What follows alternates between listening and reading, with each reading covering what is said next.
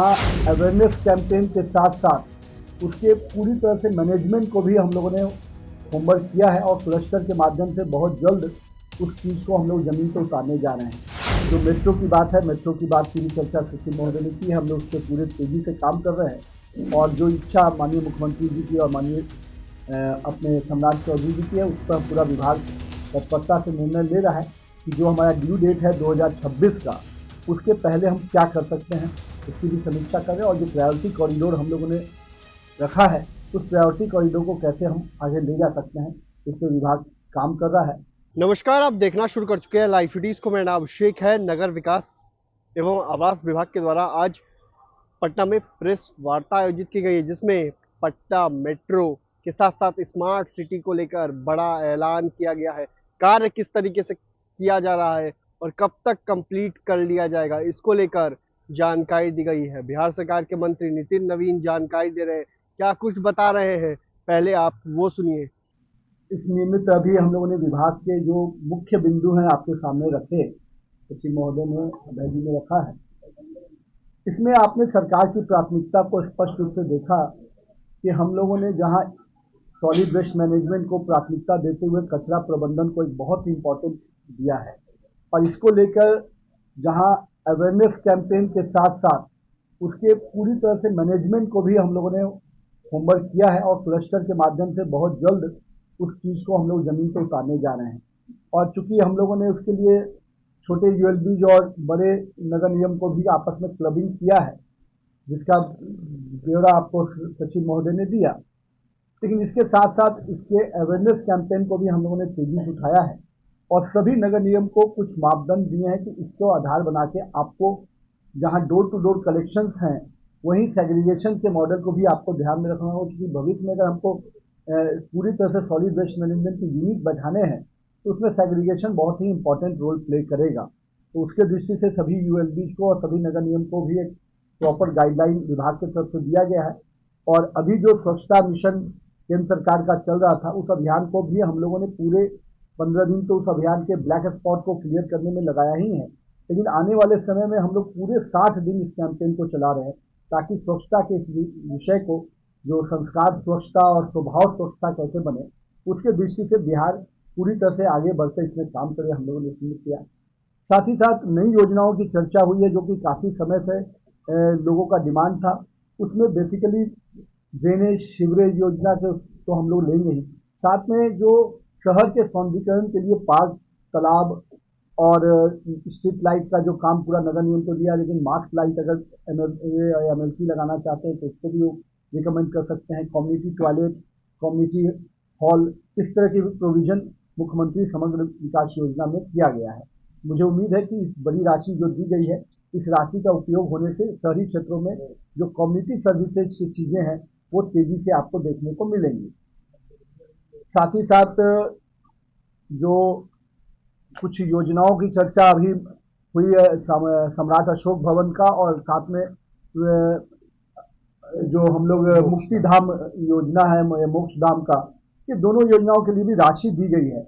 और विभाग का ये मानना है कि मोक्ष धाम और सम्राट अशोक भवन हम लोग जो आने वाला वित्तीय वर्ष है, उसके पहले हम लोग कैसे बहुत सारी योजनाओं को कंप्लीट कर पाएँ। तो मोक्ष धाम की योजना तो हम लोग दिसंबर में ही कंप्लीट करेंगे सभी योजनाओं को, और उसमें पूरा तरह से कुछ बड़े यूनिट भी है जिसमें हम लोग कर सकते हैं। ग्रीन फ्यूनरल सिस्टम को भी लाया गया है, जैसे पटना में, भागलपुर में, तो ऐसे जगह पे ग्रीन फ्यूनरल सिस्टम के दृष्टि से भी हम लोग उसमें आगे बढ़े हैं। और मुझे उम्मीद है कि वो योजना जब कंप्लीट होगी तो पूरी तरह से हर राज्य में अपना एक, हर जिले का एक यूनिट अपना हो जाएगा। आने वाले समय में इसको और बढ़ाने की आवश्यकता होगी तो विभाग निश्चित रूप से उस पर भी विचार करेगा। साथ ही साथ जो बड़े स्कीम्स हैं, खास करके जिसकी चर्चा स्मार्ट सिटी की बात हुई, स्मार्ट सिटी में जो सबसे बड़ा कंपोनेंट जो सभी बड़े शहरों को हम लोगों ने जोड़ने में सफल हुए, ICCC वाला, इससे कम से कम एक तरफ से पूरे शहर की सुरक्षा की दृष्टि से भी वो काम आ रहा है। साथ में शहर के जो ट्रैफिक सिस्टम की भी पूरी तरह से चेकिंग उसके थ्रू हो पा रही है। तो इसका सबका कंट्रोल एंड कमांड रूम सभी बड़े शहरों में बना है, खास करके पटना में, मुजफ्फरपुर, भागलपुर। तो ये हम लोग का पूरी प्राथमिकता में भी है कि इसको और भी अपग्रेड किया जा सके। आने वाले समय में हम लोग का प्रयास है कि जो हमारे लाइटिंग कंपोनेंट है वो भी उससे कंट्रोल हो, क्योंकि बड़े शहरों में लाइटिंग लगने के बाद उसके मेंटेनेंस का विषय भी रहता है। तो जहाँ निगम मेंटेन करेगा वही उसकी चेकिंग की दृष्टि से भी हम लोग इस ICCC को जोड़ने की योजना पर काम कर रहे हैं। साथ ही साथ स्मार्ट सिटी के बाकी कंपोनेंट को भी हम लोग, क्योंकि 2025 का ड्यू डेट रखा गया है, तो अभी तक हम लोगों ने करीब 74 स्कीम पूरा किया है और कुछ स्कीम 54-55 स्कीम 70% 60% कंप्लीशन के फेज में है। तो हम लोग चाहते हैं कि जो मार्च का जो डेट है हम लोग का इस स्कीम के खत्म होने के पहले हम सारी स्मार्ट सिटी योजनाओं को कंप्लीट करने में सफल हों।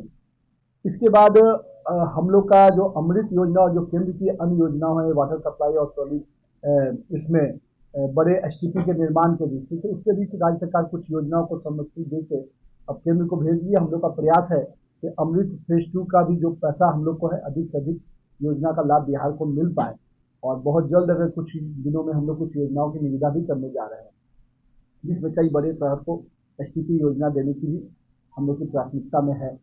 साथ ही साथ जो मेट्रो की बात है, मेट्रो की बात की भी चर्चा सचिव महोदय ने की है। हम लोग उस पर पूरे तेजी से काम कर रहे हैं और जो इच्छा माननीय मुख्यमंत्री जी की और माननीय अपने सम्राट चौधरी जी की है, उस पर पूरा विभाग तत्परता से निर्णय ले रहा है कि जो हमारा ड्यू डेट है 2026 का, उसके पहले हम क्या कर सकते हैं, उसकी भी समीक्षा कर रहे हैं। और जो प्रायोरिटी कॉरिडोर हम लोगों ने रखा है, उस प्रायोरिटी कॉरिडोर को कैसे हम आगे ले जा सकते हैं, इस पर विभाग काम कर रहा है।